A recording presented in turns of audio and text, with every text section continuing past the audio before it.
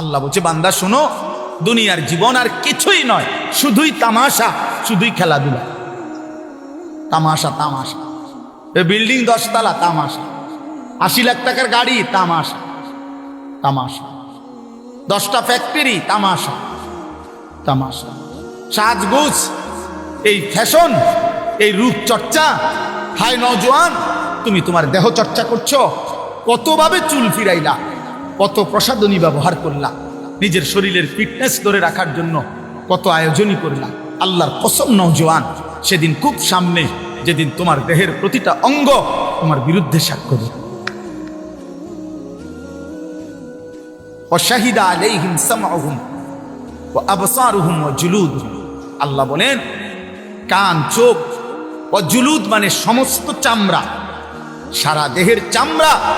আল্লাহ তাআলা বলছে, বান্দা তোমাদের কর্মকাণ্ড সম্পর্কে আমি আল্লাহর সামনে সাক্ষ্য দেব, সাক্ষ্য দেবে। আল্লাহ তাআলা বলছে, ইন্নামা বাগিয়ুকুম আলা আনফুসিকুম।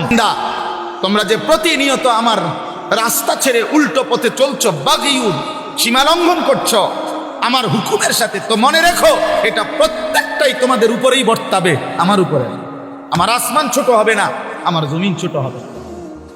আমার সূর্য বন্ধ হবে না, আমার চাঁদ ছোট হবে। তোমরা সবাই নাফরমানি করলেও আসমান ছোট হয় না, আমার জমিন সংকুচিত হবে না। তোমার বিরুদ্ধে যাও, আলা আনফুসিকুম, তোমাদের বিরুদ্ধে। তোমার চুরি তোমার বিরুদ্ধে দাঁড়াবে, তোমার জিনা তোমার বিরুদ্ধে দাঁড়াবে, তোমার নর্তকী দেখা তোমার বিরুদ্ধে দাঁড়াবে, তোমার সুদের একটা একটা টাকা তোমার বিরুদ্ধে বলবে। ইন্নামা বাগিয়ুকুম আলা আনফুসিকুম। আল্লাহ তাআলা বলছে, কুল বিতামাত্তা, কুল তামাত্তা বিকুফরিকা কালিলা। বান্দা তুমি তোমার নাফরমানি নিয়ে অল্প কয়টা দিন দুনিয়া ভোগ করো, আমি তোমারে বুঝাবো, আমি তোমারে বুঝাবো। অল্প, কালিলা। দুনিয়াকে আল্লাহ তুচ্ছ করে দিয়েছে। কুল মা ইনদাল্লাহি খায়রুম মিনাল লাহবি ওয়া মিনাত তিজারা। একটা উদাহরণ শুধু শুনেন। সাহাবায়ে কেরাম জুমার নামাজের দিন, রাসূলুল্লাহ সাল্লাল্লাহু আলাইহি সাল্লামের প্রথম জামানায় জুমার নামাজের পরে খুতবা হইতো। এখন জুমার খুতবা হয় কখন? কথা বলেন না। ঈদের নামাজের খুতবা হয় কখন? আগে জুমার খুতবা এরকম পরে হইতো। নবীজির জামানায় প্রথম বিধান ছিল, পরে আল্লাহর হুকুমে আবার বদলাইছে হুকুম। তো একদিন জুমার নামাজ নবীজি আদায় করে ফেলছে, জুমার নামাজ শেষ, এখন নবীজি সাল্লাল্লাহু আলাইহি ওয়াসাল্লাম খুতবা দিতে দাঁড়াইছে। ঠিক এই টাইমে মদিনার বাজারে পাইকার ব্যবসায়ীদের যে পাইকারি মাল দেয়, এই পাইকার আসছে। তখনকার যুগে এই পাইকার আসলে মানে বাঁশি দিয়া ফু দিত। তো এই নির্দিষ্ট এই ফু, এটা শুনলে আমরাও ছোটবেলায় বাঁশি শুনলে বা এমনি টুনটুন শুনলে বুঝলাম আইসক্রিম আছে, বুঝছেন না? এটা আমরা বুঝতাম দৌড় দিয়া। পরে কত আমার পুরা মনে আছে, আমার বাসায় আমার আব্বার বা মার এই সিরাপের বোতল, এটা ভালো বোতল, ওষুধ অনেক খাইছে না, এটা কোনা দিয়া ফালাই দিয়া সিরাপ আইসক্রিম খাইলেছি বোতল দিয়া। বুঝেন নাই কথাটা? আমার দরকার আইসক্রিম, আমি সিরাপ দিয়া করবো কি? মায়ের পরে খুঁজছে যে বোতল, বলছি মা, হালাই দিচ্ছি সিরাপ হালাইয়া, মানে ওষুধ ভালাইয়া দিয়া আইসক্রিম খাইলেছি। তাইলে বাঁশি ফু দিলে তো পাইকার আসছে।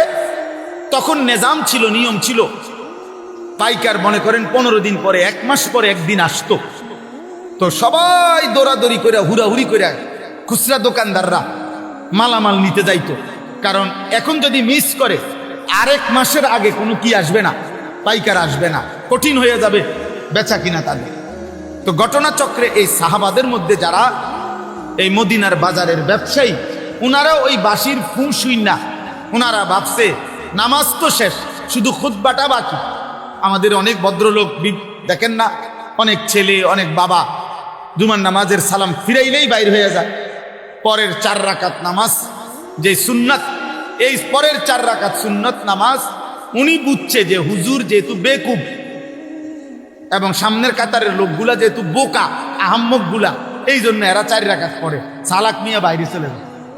আচ্ছা আমনে সালাকি নিয়ে আমনে যান, আল্লাহ ভরসা, গিয়া বাতে তো খান, আমরা বাতে খাই, জুমার পরে কোনো আমরা চিরা খাই না, এটা মনে, আমরা কোনো বন খাই না, আমরা বাতে খাই। আল্লাহর রহমতে আশা করি আমনেতে ভালোই খাই। হ্যাঁ না, ওনারে শয়তানে কামড়া, ইবলিসে ওনারে কামড়ায়, ওনারে কিরমিয়ে কামড়ায়, উনি সাথে সাথে বাইরে হয়ে যায়।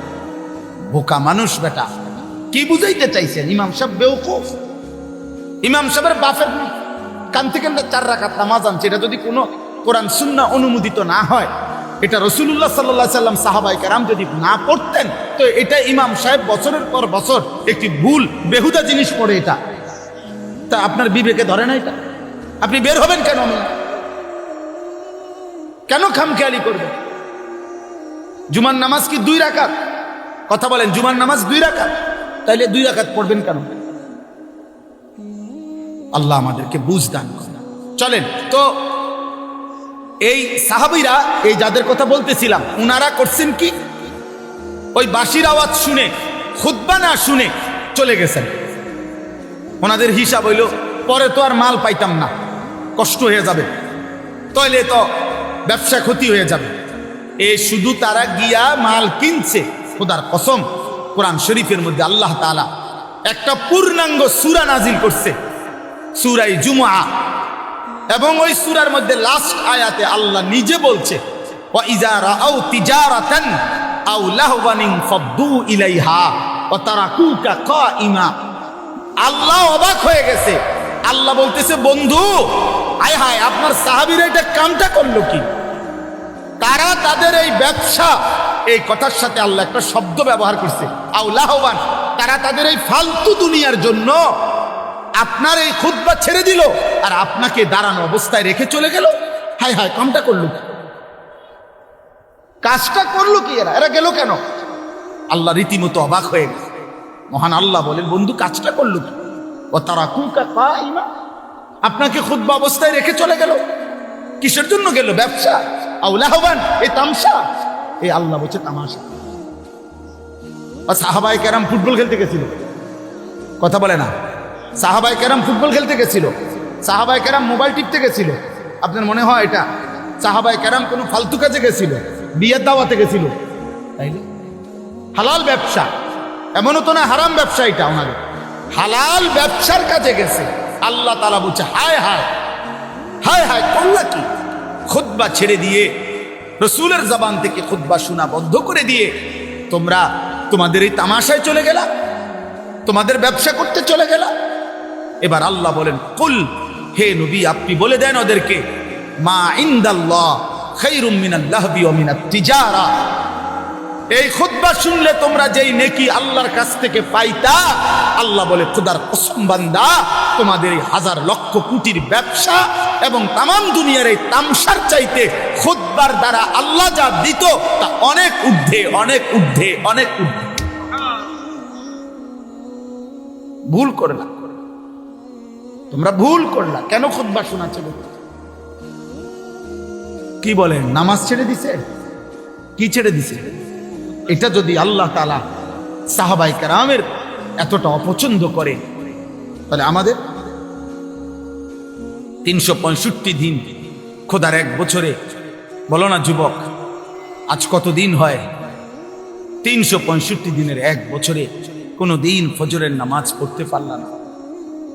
আয় দুর্ভাগা, বদনসিব। এমন মুসলমান কেমনে হইল? এমন মুসলমান কেমনে হইল? এমন নাফরমান কেমনে হইলি বাপ? 365 দিনে, খোদার 1 বছরে একদিনও মনে পড়ে না। ভোরের আলো তোমারে কোনোদিন দেখবে না, সুবহে সাদিক তোমাকে কোনোদিন দেখবে না, ভোরের মুয়াজ্জিন তোমাকে কোনোদিন দেখবে না। আহ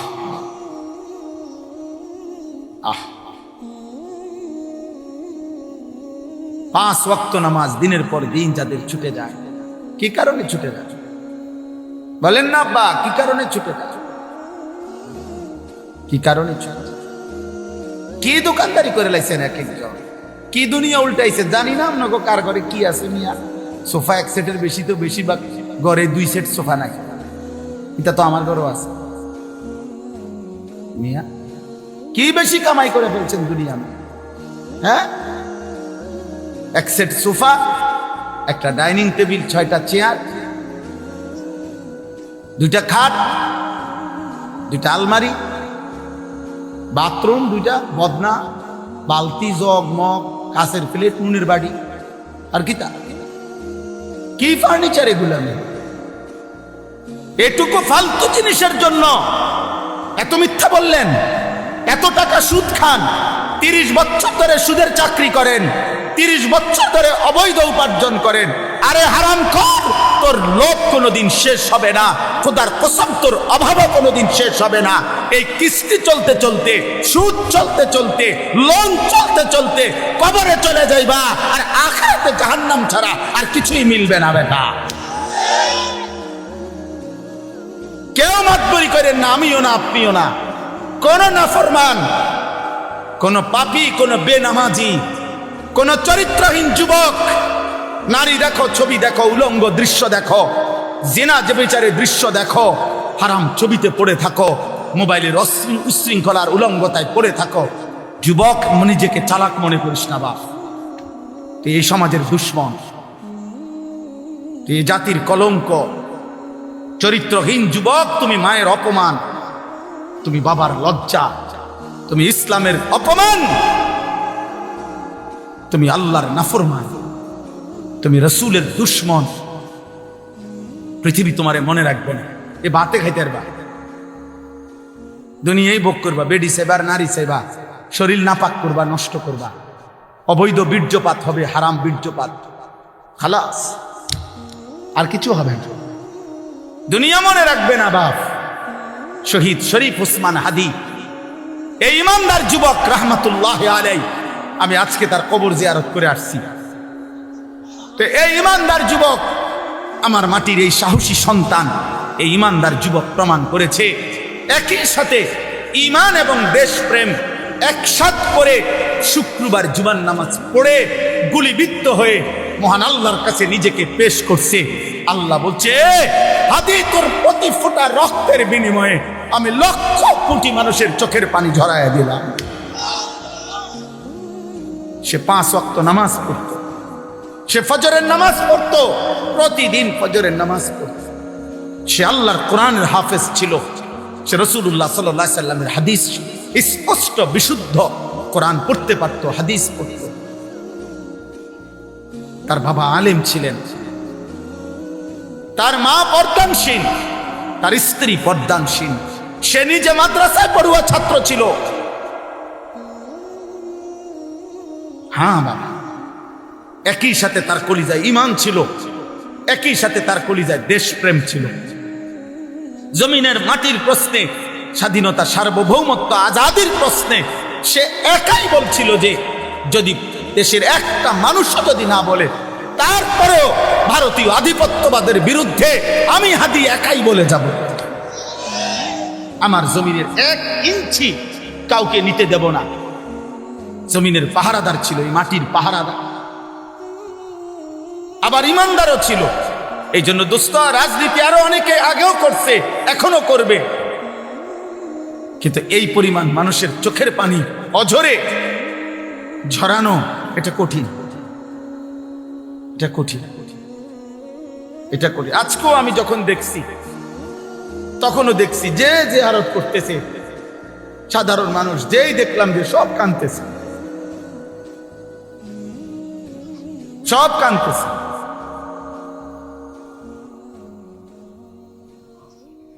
এই জন্য কিশোর ভাই, যুবক, নওজওয়ান, মরলে এমন মরাই মরবে। কত হাফেজ, কত আলেম, কত মুফতি, কত মুহাদ্দিস, কত পীর, কত বুজুর্গ, কত আউলিয়া, কত হাফেজে কোরআন, কত 90 বছরের বুড়া মানুষ, 4 বছরের বাচ্চা মানুষ, সবাই চোখ দিয়ে আল্লাহ তার জন্য পানি ঝরাইছে। প্রতিটা চোখের পানি তার জন্য দোয়া না? কথা বলেন না কেন? প্রতি ফোঁটা চোখের পানি তার জন্য দোয়া না? তাইলে এমন একটা মরণ তুমি মরো, যে মরণে দেশ কাঁদবে, মাটি কাঁদবে, যে মরণে কোটি মানুষের চোখের পানি ঝরবে। ঈমান এবং দেশপ্রেম একসাথ করছে, সে একসাথ করেছে। মাতৃভূমির প্রতিও তার অগাধ ভালোবাসা ছিল। ঈমানের প্রশ্ন, সে আল্লাহ তাআলার আনুগত্যশীল বান্দা ছিল। আলহামদুলিল্লাহ, আল্লাহ তার কবরকে নূরে নূরে মুনাব্বার করুন। আল্লাহ তাআলা আমার উসমান হাদি রাহমাতুল্লাহ আলাইহি এই সন্তানের প্রতি ফোঁটা রক্তের বিনিময়ে আল্লাহ লাখো কোটি যুবক তৈরি করে দেন, এবং এটা হবে ইনশাআল্লাহ। এটা হবে, এটাই হবে ইনশাআল্লাহ। কারো চোখ রাঙ্গানি, কারো ষড়যন্ত্র, কারো কোনো কিছুতেই আমার মাটির ইমানদার যুবককে 1 ইঞ্চি আজাদি, আমার কাটা তার আমার সীমান্তের 1 ইঞ্চি মাটি ইনশাআল্লাহ পার্শ্ববর্তী বেঈমান নিতে পারবে না ইনশাআল্লাহ। এটাই সত্য, কোন সন্দেহ নাই। মনে রাখো যুবক, তুমি প্রয়োজনে লড়বে না, কিন্তু ইমানদার যুবক লড়বে, তুমি দেখো। এজন্য তোমরা, আমি অনুরোধ করছি, কিশোর যুবক ছেলেরা, নারী দেখতে দেখতে, ছবি দেখতে দেখতে, উলঙ্গ দৃশ্য দেখতে দেখতে, আরে বেটা চটপটি খাইতে খাইতে 8 ঘন্টা শেষ করিস না বেটা। একটা চটপটি খাইছে বেটা, বন্ধুদের সাথে আড্ডা দিছে 8 ঘন্টা। এই 8 ঘন্টা কি করছে অপদার্থ বলতে পারবে না কি করছে। কিরে ভাই কি করছে ততক্ষণ? আড্ডা দিছি। আর কি আড্ডা দিছ? আড্ডা দিছি, নারী দেখছি, মোবাইলে ছবি দেখছি, তার ফাঁসাত লাথি দিছি, তার শার্ট টাইনা ধরছে, তারে ঘুষি দিয়া লাইছে, ওইটার চুল ধরে টান মারছে। কি রে এরম করছে? আমরা ফ্রেন্ড, তো ফ্রেন্ডে বুঝি আরেক ফ্রেন্ডের লাথি দেয়। তো দুইটাই তো অপদার্থ ফ্রেন্ড, দুটাই তো প্লাস্টিক। এটা কোন ধরনের ফ্রেন্ড হলো? একটা লাথি দাও, ফালতু কোথাকার। তাহলে বলেননি জীবন মানে শুধু দুনিয়া উপভোগ করা? আখিরাতের ফিকির কে করবে? কবরের ফিকির কে করবে? পরকালের ফিকির করবে কে? এই জন্য আমি আপনাদের কাছে বলি, আমার মূল বক্তব্য এটা, আমাদের কোরআন সুন্নাহ ইসলাম, আমাদের নবীর মেহনত, ওলামায়ে কেরামের মেহনত, এই ওয়াজ, এই মাহফিল, এই জুমার বয়ান, এই সমস্ত আয়োজনের মূল মাকসাদ আখিরাতের আয়োজন। কিসের আয়োজন বলেন না? আল্লাহ তাআলা দুনিয়াকে তুচ্ছ করে ধরছে, বলছে লাহবুন, তামাশা তামাশা। সাহাবাদেরকে বলছে, সাহাবারা হালাল ব্যবসার মাল কিনতে গেছে, আল্লাহ বলছে তামসাদ গেলাকা। অথচ আসলে কি তামসা এটা? কিন্তু আল্লাহ তাআলা সাহাবাদেরকে বলছে যে তামসাদ গেলাকা, খুতবা ছেড়ে দুনিয়াকে আল্লাহ বলছে তামাশা। নবী সাল্লাল্লাহু আলাইহি ওয়াসাল্লাম বলছেন, একদিন নবীজি সাল্লাল্লাহু আলাইহি ওয়াসাল্লাম একটা কান কাটা মরা ছাগল, কান কাটা মরা ছাগল সাহাবাদেরকে দেখাইয়া বলছে, তোমরা কেউ আমার থেকে 1 দিরহাম 1 টাকা মূল্যে এই কান কাটা মরা ছাগলটি কিনবা? তো সাহাবারা বলছে, লা নাখুযু হাযা বিদিরহামিন, ইয়া রাসূলুল্লাহ 1 টাকা মূল্যেও, মানে 1 দিরহাম মূল্যেও আমরা এটা কিনবো না। এটা কিতাম কিনবো? এটা তো কান কাটা মরা, এটা দিয়ে আমি করবো কি? আল্লাহ নবী সাল্লাল্লাহু আলাইহি ওয়াসাল্লাম বলেন, মুসলিম শরীফের হাদিস, নবীজি বলেন, ফাওয়াল্লাহি লাদ দুনিয়া আহওয়ানু ইনদাল্লাহ মিন হাযা আলাইকুম।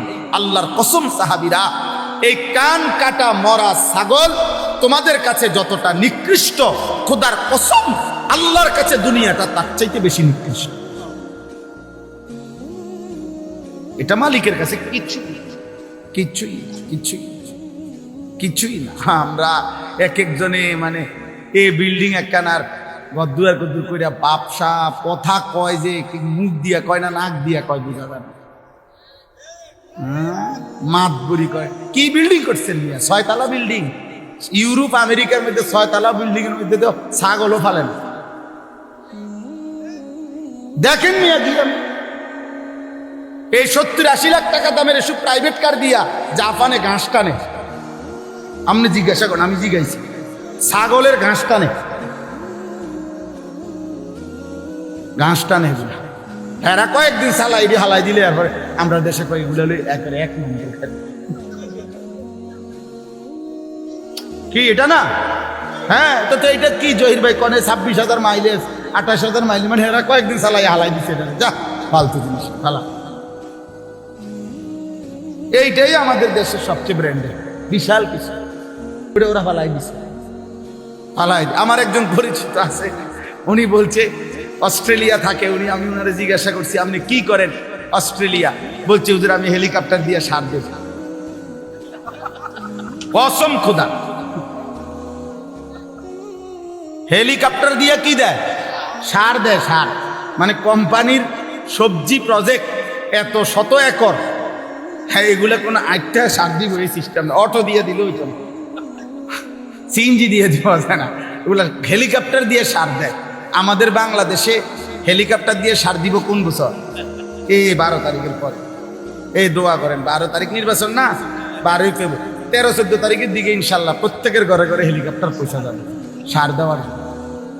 যেই বিবৃতি চলতেছে এক একজনের, সুবহানাল্লাহ, কি হয় বলা যায়, কি হয়। শেষ পর্যন্ত আমরা যার যার দেশে থাকতে পারি কিনা, নাকি সকলেই একবারে বেডিং টেডিং নিয়ে চাঁদের দেশে বা মঙ্গল গ্রহে চলে যায় কিনা, সম্ভাবনা আছে। যেই আশ্বাস দিতেছে সবাই, মাশাআল্লাহ, আশা করা যায়, আশা করা যায় হয়তো চাঁদে বা মঙ্গলে আমরা গদ্দুয়ার করতে পারবো, ব্যাপক উন্নতি হয়ে যাবে দেশে, অনেক কিছু।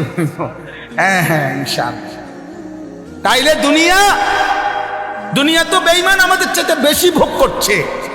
আমি বুঝাইতে চাচ্ছি এটা, ওরা তো হেলিকপ্টার দিয়ে সার দেয়, আর আমরা তো এখনো অটোতে চলি। দুনিয়া হবে না বাপ, দুনিয়া নিয়ে তামাশা করলে মোমেন হবে না। ইমানদার দুনিয়া না, ইমানদারের আখিরাত। ওয়ালাদ-দারুল আখিরাতু খায়রুল লিল্লাযিনা ইয়াত্তাকুন আফালা তা'কিলুন। আল্লাহ বলেন আখিরাতের ঘর জান্নাত মুত্তাকিদের জন্য, সেটাই উত্তম, তোমরা কি বুঝবে না? আল্লাহ বুঝে। কুল আউনাব্বিউকুম বিখাইরিম মিন যালিকুম। আল্লাহ বলেন নারীর সৌন্দর্য, সন্তানাদির আকর্ষণ, সম্পদের আকর্ষণ, জন্তু জানোয়ারের আকর্ষণ, ক্ষেত ফসলের আকর্ষণ, এগুলো সব আমি দিছি, আমি জুইয়িনা, আমি দিছি বান্দা, আমি দিছি। আল্লাহ বলেন এই দুনিয়ার এই সব আয়োজন যা আমি সাজিয়ে দিয়েছি তোমাদের জন্য, তার চাইতে উত্তমটা কি সেটা কি আমি তোমাদেরকে বলবো? আল্লাহ নিজে বলতেছে কুল আউনাব্বিউকুম, আমি কি বলবো তোমাদেরকে? তো আল্লাহ নিজেই বলেন লিল্লাযিনা তাকাউ ইনদা রাব্বিহিম, তোমরা যারা যারা আমি আল্লাহকে ভয় করে আমার উপরে তাকওয়া রেখে গুনাহ ছেড়ে দিয়ে আখিরাতে আসবা, জান্নাতুন তাজরি মিন তাহতিহাল আনহার খালিদিনা ফিহা, অনন্তকালের জান্নাত আমি আল্লাহ তোমাদের হাতে তুলে দেব। আর জান্নাতের এক কোণা, জান্নাতের এক নিয়ামত, খোদার কসম তোমার দুনিয়া লক্ষ কোটি বারের চাইতেও অনেক উত্তম, অনেক অনেক। আপনি যদি বলেন আপনার সন্দেহ হয়, ঠিক আছে, আপনার সন্দেহ নিয়ে থাকেন আপনি, আমার ইয়াকিন হয়। আপনি যদি টেলিভিশনের খবর আপনার এতটা বিশ্বাস হয়, চ্যানেলের খবর আপনার এতটা বিশ্বাস হয়, বিজ্ঞান বইয়ের পড়া আপনার এত বিশ্বাস হয়, পদার্থ বিজ্ঞানের পড়া আপনার এত বিশ্বাস হয়, জীববিজ্ঞানের পড়া আপনার এত বিশ্বাস হয়, দুনিয়ার বাংলা অঙ্ক ইংরেজি বইয়ের পড়া আপনার এত বিশ্বাস হয়, এত বড় কায়নাতের মালিক আসমানওয়ালা রব, তার কথা আমার বিশ্বাস হবে না কেন? কেন হবে না বিশ্বাস? কেন হবে না? হ্যাঁ বলেন, যুক্তি কি বলে, ইনসাফ কি বলে? কোরআনের কথা বিশ্বাস হবে না কোন যুক্তিতে? কেন? কারণটা আপনার কাছে কি কারণ আছে বলেন, যে কারণে আপনি আস্থা রাখতে পারতেছেন না? রাসূলুল্লাহ সাল্লাল্লাহু আলাইহি সাল্লামের কথার উপরে আপনার আস্থা হচ্ছে না কেন বলেন?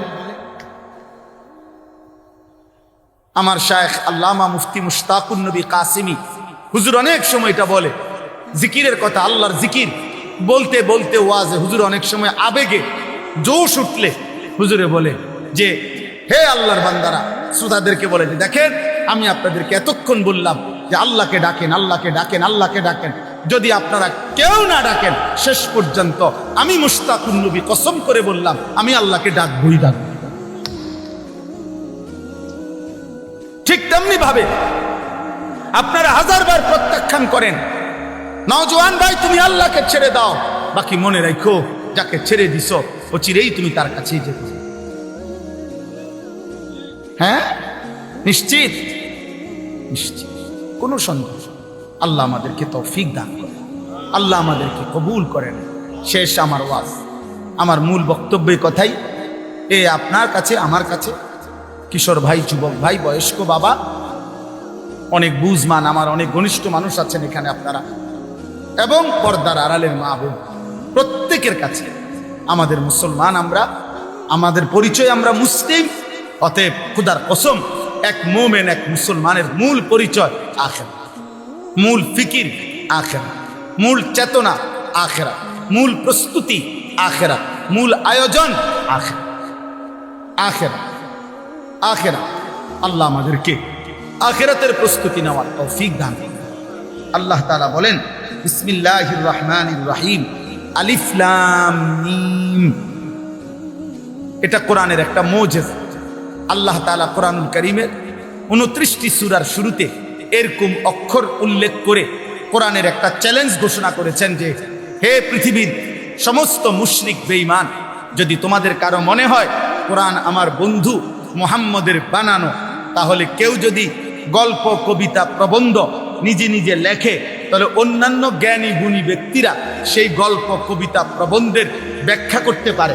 কি বুঝাইতে চাইছে অন্যান্যরা এটা দেখলে বোঝে, কারণ বাংলা পড়ছে এরকম তারও অনেকেই, অঙ্ক পড়ছে এটা তারও অনেকেই, ইংরেজি পড়ছে এটা তারও অনেকেই পড়ছে। তো এই জন্য একজনের লিখা, একজনের কবিতা, গল্প অন্যান্য স্যারেরা, অন্যান্য শিক্ষিতরা এটা বুঝাইতে পারে না, ব্যাখ্যা করতে পারে না। তো আল্লাহ তাআলা বলছে, যদি ভাবো কোরআন আমার বন্ধু মুহাম্মদের বানানো, তো সে আর তোমরা একই জনপদের, একই এলাকার, একই ভাষাভাষী, একসাথেই বেড়ে উঠছ। অতএব তার বানানো এই কথা তো তোমরাও ইচ্ছা করলে ব্যাখ্যা করতে পারবা, বুঝাইয়া বলতে পারবা। তাহলে মুহাম্মদের বানানো আলিফ লাম মিম এই 3 অক্ষরের অর্থ কি? ক তোমার আব্বারে ডাকো, তোমার 14 গোষ্ঠীরে ডাকো, এটার অর্থ কি? এরকম 29টা সূরার শুরুতে আল্লাহ তাআলা এমন আয়াত নাজিল করেছেন, একবারও বলতে পারে নাই, আজও বলতে পারে নাই। অতএব প্রতিবার প্রমাণিত কোরআন আল্লাহর কালাম। কার কালাম? মানুষের কালাম হলে যেই কোনো জ্ঞানী গুণী এটা ব্যাখ্যা করে বলতে পারে। আহাসিবান নাসু আন ইউতরাকু আন ইয়াকুলু আমান্না ওয়া হুম লা ইফতানুন। এই যে কথা শেষ, দেখেন হুজুর চলে আসছেন, ইনশাআল্লাহ হযরত বয়ান করবেন। আল্লাহ তাআলা বলেন, মানুষরা কি ভাবলো? এই কথাটা শুধু তর্জমা শুনলেই বুঝবেন। আল্লাহ তাআলা বলেন, আমার বান্দারা কি ভেবেছে যে তারা শুধু মুখে বলবে আমি মুসলমান, আমি মুমিন, এটুকু উচ্চারণ করবে। ভোটার আইডি কার্ড দেখেন, আমার ধর্ম ইসলাম। জন্ম নিবন্ধন সনদ দেখেন, আমার ধর্ম ইসলাম। পাসপোর্টে দেখেন, আমার ধর্ম ইসলাম। হ্যাঁ, মুখে বলবে আমি মুসলমান। আল্লাহ তাআলা বলেন, ওহুম লা ইফতানুন, আমি আল্লাহ এ শুধু দাবি করবে মুসলমান, আর আমি কোনো পরীক্ষা না নিয়ে আমার বান্দাকে ছেড়ে দেব, জান্নাত দিয়ে দেব। এই কি ভেবেছে বান্দা? এই কি ভেবেছ? আল্লাহ তাআলা এটা জানতে চাইছে। কি ভাবছে বান্দা? আখেরাতে পাসপোর্ট দেখাইবা, আখেরাতে আইডি কার্ড, আখেরাতে জন্ম নিবন্ধন সনদ দেখাইবা? না না, আমি পরীক্ষা নেব, ইমানের পরীক্ষা দিয়ে আখেরাতে জান্নাত নিতে হবে। কি দিয়ে বলেন না? পরীক্ষা দিয়ে। কি দিয়ে বলেন? বলেন না কি দিয়ে? পরীক্ষা দিয়ে। পরীক্ষা। ওয়ালাকাদ ফাতান্নাল্লাযীনা মিন ক্বাবলিহিম, আল্লাহ বলেন প্রত্যেক জামানায় যারাই নিজেদেরকে ইমানের পরিচয় দিয়েছে আমি তাদের পরীক্ষা নিয়েছি। ফালা ইয়ালামান্নাল্লাহুল্লাযীনা সাদাকু ওয়ালা ইয়ালামান্নাল কাযিবিন। পরীক্ষা নিয়ে আমি জেনেছি ইমানের দাবিতে কে সত্যবাদী আর কে মিথ্যাবাদী। এজন্য দোস্ত, আমাদের জীবন পরীক্ষা। দুনিয়াকে বলে দারুল ইমতিহান, পরীক্ষার ঘর। আখিরাত হলো দারুল জাযা, ফলাফলের ঘর। পরীক্ষা দেবেন এখানে, ফলাফল শুনবেন সেখানে। দুনিয়াকে বলে দুনিয়াকে বলে দারুল আমাল, আমলের ঘর। আখিরাতকে বলে দারুল হিসাব, হিসাবের ঘর। দুনিয়াকে বলে দারুল মিহান, মেহনতের ঘর। আখিরাতকে বলে দারুল জাযা, ফলাফল, প্রতিদানের ঘর। মেহনত করবেন এখানে, প্রতিদান পাবেন সেখানে। আমল করবেন এখানে, হিসাব পাবেন ওইখানে। পরীক্ষা দেবেন এখানে, ফলাফল শুনবেন ওইখানে। কথা বুঝছেন কি না? বলে পরীক্ষা দিতে হবে। এন্ড পরীক্ষাটা কি? পরীক্ষা হলো এই প্রতিদিন মৃত্যু পর্যন্ত আল্লাহ তাআলা আমাদেরকে যত বন্দিগি করতে বলছেন, এটাই পরীক্ষা। প্রত্যেকটা ইবাদত এটাই পরীক্ষা, প্রতিটা গুনাহ ছেড়ে দেওয়া এটাই পরীক্ষা, প্রতিটা আদেশ পালন করা এটাই পরীক্ষা, প্রতিবার নামাজের ওয়াক্ত হয় এটাই পরীক্ষা, সেজদা দিচ্ছেন না ছেড়ে দিচ্ছেন, প্রতি বছর পরীক্ষা যাকাত দিচ্ছেন না ছেড়ে দিচ্ছেন, প্রতি রমজান পরীক্ষা রোজা রাখছেন না নাকি রাখছেন না, টাকা সামনে উপার্জন সামনে পরীক্ষা হালাল উপার্জন করছেন না হারাম উপার্জন করছেন, খাবার সামনে পরীক্ষা হালাল খাবার খাচ্ছেন নাকি হারাম খাবার খাচ্ছেন, নারী সামনে পরীক্ষা হা করে তাকাইয়া আছেন নাকি চোখ নামায় রাখছেন, প্রত্যেক গুনার মুহূর্তে ছেড়ে দেওয়ার পরীক্ষা, প্রত্যেক আদেশের মুহূর্তে পালন করার পরীক্ষা। বুঝাইতে পারলাম? কথা বলেন না, বুঝলেন? পরীক্ষা দিতে হবে, পরীক্ষা দিতে হবে। ওই ইমাম সাবরে ইসরাফিল বাইরে আর আব্দুল কাদের ইসলাহি বাইরে মা ফাঁকে ফাঁকে টাকা 200 দিয়া বেসতে যাইবে, কিতা ঘটনা কি না? অনেক বড় লোক, অনেক ধনাঢ্য ব্যক্তি, অপ্রিয় সত্য কথা বললাম, অনেক ধনাঢ্য ব্যক্তির ফিকির হইল আখেরাত মানে শুধু দান সদকা। উনি একদূর বুঝতেন সুদের উপার্জন, আর দেখা হইলে বলবো হুজুর দোয়া করবেন, এলাকায় একটা এতিমখানা দিছি, 60 জন এতিম ডেইলি খায়। এই যে বেহেস্তের বুঝ করে রাখছে এলাকা, হ্যাঁ ব্যস্ত ওই যে এলাকায় যে 60 জন এতিম খাইবে, ওইটাই আখেরাত। এই 60 জন এতিমের কান্দে করে ব্যস্ত যাবে।